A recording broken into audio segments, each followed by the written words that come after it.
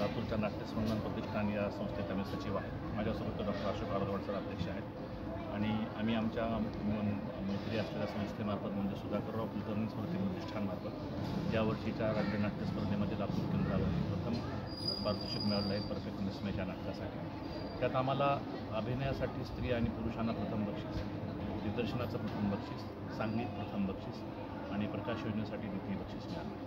तसेच आमच्यासोबत दुसरं एक नाटक होतं सभ्यग्रस्त, त्यामध्ये पण आमच्या डॉक्टर अशोक भारद्वाज आणि डॉक्टर व्यंकट येलाले यांना अभिनयाचं प्रमाणपत्र मिळालं. असं आमच्या लातूरच्या सगळे डॉक्टरांची टीम आहे, एक्सक्लुझिव्ह डॉक्टरांचा.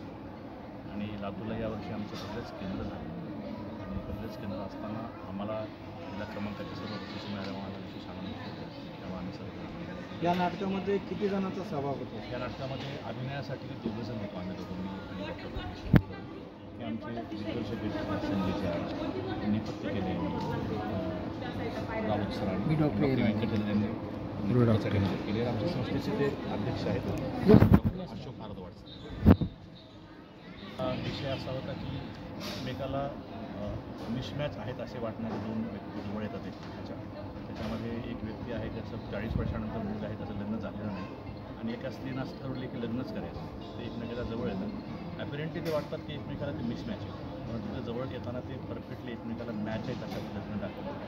आणि एकूणच नाटकामध्ये स्त्री पुरुष संबंधावरती खूप छान भाष्य केलेलं आहे. नाटक कसं असावं यावर पण भाष्य केलं आहे. वेगळ्या प्रकारचं नाटक. त्याचे लेखक पण हिमांशू भूषण स्मारक होतात.